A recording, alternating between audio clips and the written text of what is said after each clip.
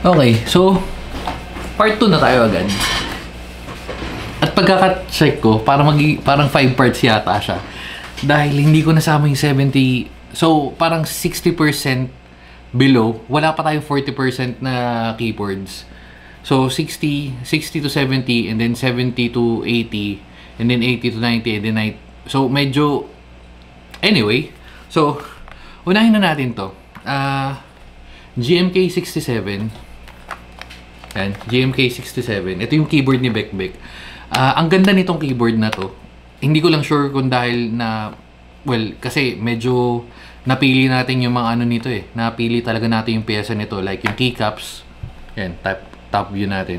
Ayan, keycaps. Di ko, ewan ko kung saan nilagay ni, ano yan ni Becbec yung ano niya. Pero yan, yung keycaps, yung switches, as in, napili ko piece per piece bago to mabuo. Tapos ang ganda pa ng quality. Sound check tayo.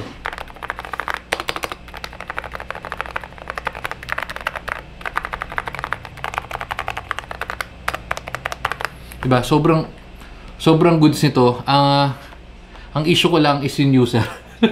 Yung gumagamit. Yan. So yan, ang ganda nito. Ito yung keyboard ni Becbec na binigay ko sa kanya at ni-request niya. So JMK 67, all goods. Ano pala, yung build, since bare bone natin siya binili. Ito sa Shopee lang lahat to, Shopee build lahat to. Rose, ako na Rose something, balikan nyo na lang basta GMK 67, search nyo na lang sa ano ko nandun yun. Parang madilim talaga, kailangan kong ayusin itong part na yan, pero pagtsagaan nyo na muna. So, hindi pa natin ayos, pero anyway, yan. GMK 67. Ito na muna tayo sa gilid kasi hindi na kasya, kaya nilagay ko dito. Itong ano to? ZA64 Pro. Hindi ko na matandaan, pero sound check.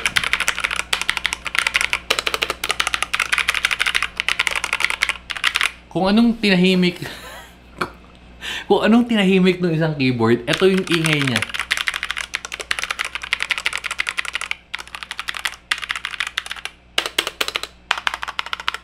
Okay, so kung okay ba sa akin to, ang pagkakatanda ko okay sa akin to kasi halos lahat, for the record, halos lahat ng Z-Friend na meron tayo at nabili natin is halos lahat okay eh. Parang walang tapon sa kanila eh. So yan, Z-Friend. So kung magkano yung presyo, again, ang gawin nyo na lang, search nyo. Kasi nga, di ko na matandaan yung exact presyo nito at depende na rin yan kung kailan nyo binili. So, yan. Tapos, ito rin, Z-Friend din to, ang pagkakatanda ko. Dapat. Oo nga, Z-Friend din. Anong pinagkaiba nito? Huh? Okay. Okay. So, ito yung Pro. Ito yung Pro yung isa. Ito yung parang basic niya lang. So, ZA646 lang. Ito pala, ZA646 Pro. So, yan. Okay. So, yan. Parang wala masyadong difference, no? Parang wala rin ako makita. Pero hindi. So, check natin yan. Sound check. Medyo mas tahimik. Linear yata ito. Clicky yata isa. Alam ko clicky yun.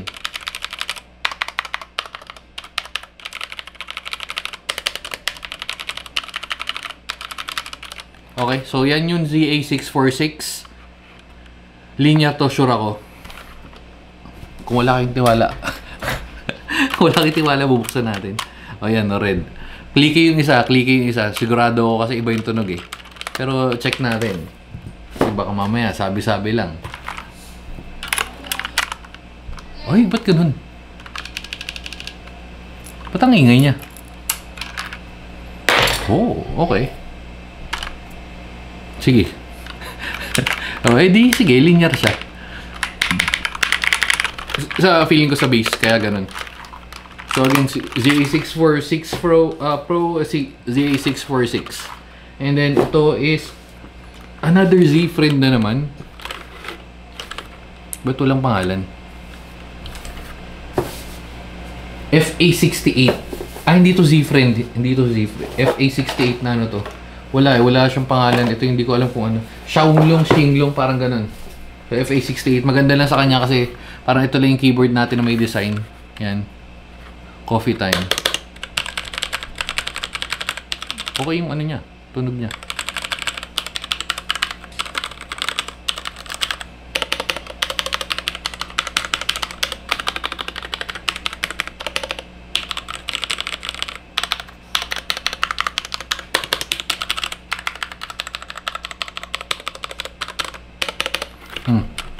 Okay. Okay sa akin to. So halos okay pa tayo, halos okay tayo lahat ng mga 60% layout natin. So nandito na tayo sa mga nakalapag at sa malamang okay rin. Actually unahin ko to. Ito yung feeling ko hindi okay sa akin kasi ang alam ko, ayan, GK69 faker lang 2 pala, lang 2. Kaya hindi siya sa okay. Okay siya sa akin as yung lang 2, as yung keyboard. Ang hindi siya okay sa akin, ba't kasi may ganito to?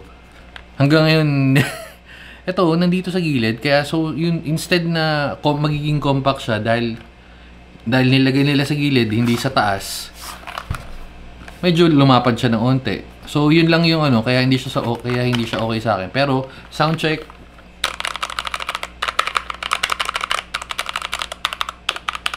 Di ba? Ang ganda eh.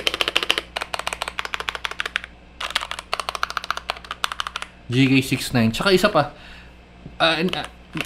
Naalangan ako sa pwesto. Nandito sa ano, left side. Siguro pa rin. Di ko alam. Pwede naman sa right. May makita-kita ako sa right side. Pero ito kasi ano eh. Ayun, pwede mo nalagay dito sa taas eh.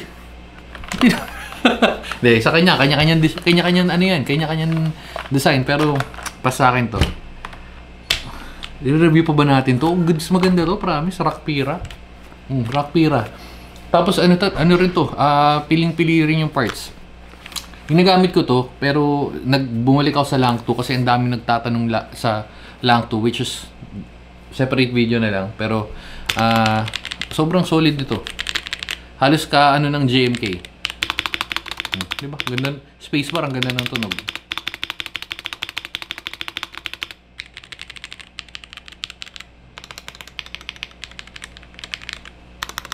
Tsaka ang ganda na ito, piling-pili ko rin to eh. Gateron, wait. Ito yata yung pinaghalo ko ng Gateron Black tsaka yung Gateron Oil Kings. Ito nga yung ay hindi. Liobog ba to? Ako black. Ako jelly black. Okay, so hindi ko pala masyado napili sa Switch. Pero still, ito yung man, quality to, ang ganda. Ang ganda ng build, kaya hindi ko na pinalitan. Yan. Siguro hanggang pagtagal niya, ganyan na siya. Tingnan natin. Tapos ito, napipindot yan, napipindot. Halos lahat ng knobs, kasi may mga nagtatanong, pero halos lahat ng knobs naman napipindot. So, functional naman yan. Yan. Naglalabasan yung alikabok.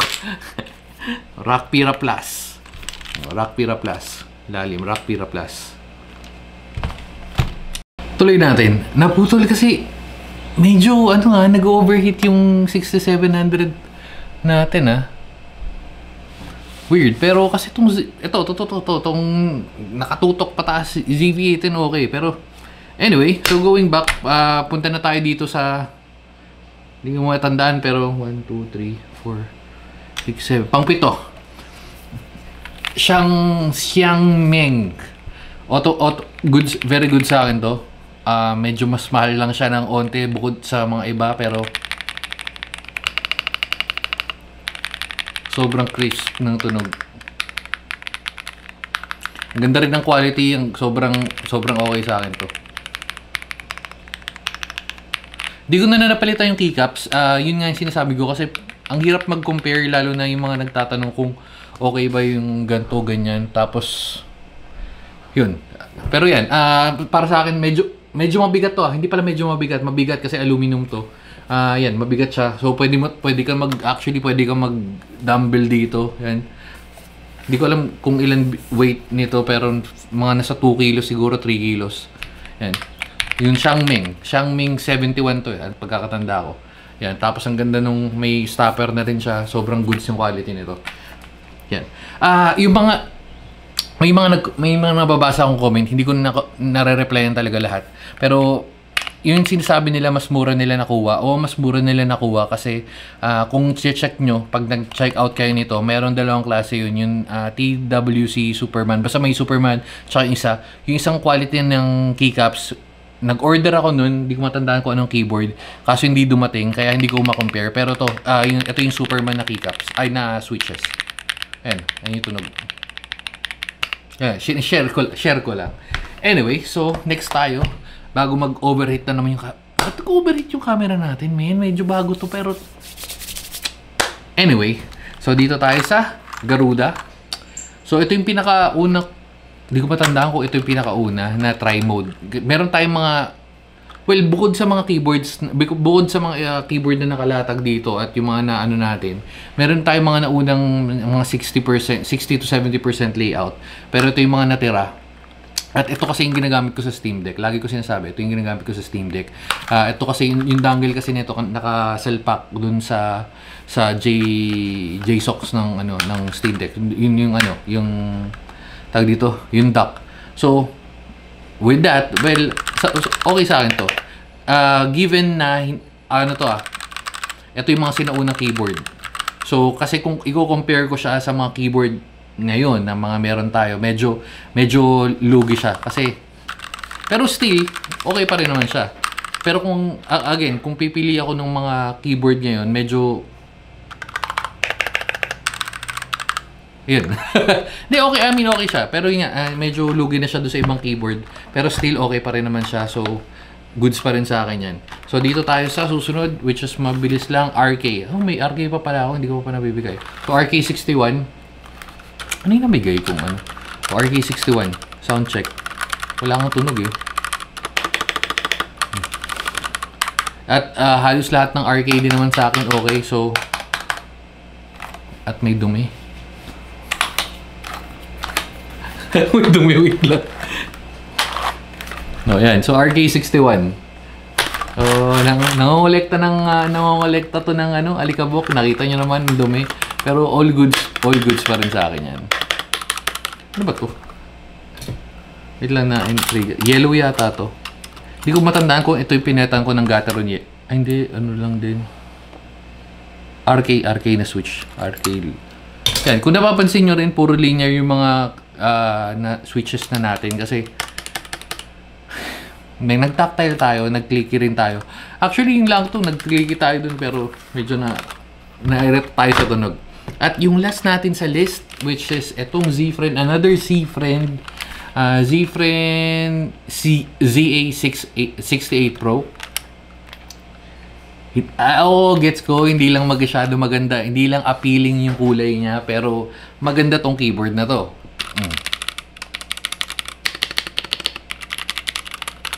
Hindi matandaan yung presyo, pero ayan, maganda tong keyboard na to. Oo, yun nga, hindi lang ganun.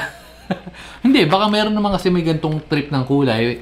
Siguro yung nag-design lang nito, sabi niya, ibahin nga natin yung kulay. Sige, kung may bibili, may bumili. Yan, pero maraming stock ng ganito, alam ko dahil nga sa kulay. Para mas pinipili na yung pink. O yan, napipindot rin yan. Ayan, tapos unlimited ikot. Okay sa akin, yung kulay lang yung hindi. So, yan, ZA68 Pro. So, with that, dito na natin tatapusin. So, halos lahat okay, no? Well, siguro yun na sa akin ngayon. Pero yung mga napamigay ko, alam ko yung level kay, yun siguro yung pas sa akin. Kwento na lang din, may mga nagko-comment before. Actually, may mga comment pa rin naman. May issue daw sila doon sa Leven. May nagsabi din sa akin yun before na kung NKRO. Ang alam ko NKRO, and then yung tinest ko, parang tumatalon yung hindi siya ghosting eh. Pagka alam mo yung nagta-type ka, may beaten. Anyway, so baka sa keyboard, baka sa unit ko lang na nakuha yun, siguro hindi sa lahat, pero again, hindi ko na matetesting, wala na sa akin yung keyboard na pamigay na natin. So yung ibang keyboard na ganito, kaya yun, siguro ito yung sa akin, ito yung mga nasa akin ngayon. So far, tulad nga nasabi ko, okay sila lahat. Okay, so next video tayo, dito na natin tatapusin para dito sa itong layout na to. Next video. Bye-bye. Babu. Ito pa. Kung anong pala pinakamaganda para sa akin ito. Ay, hindi. justify ko kasi medyo mahal to eh. So, ito na lang, ito na lang. Actually, kasi presyo lang, pero mas trip ko to. Rock Pira Plus. Okay? Bye-bye, babu. Rock Pira Plus.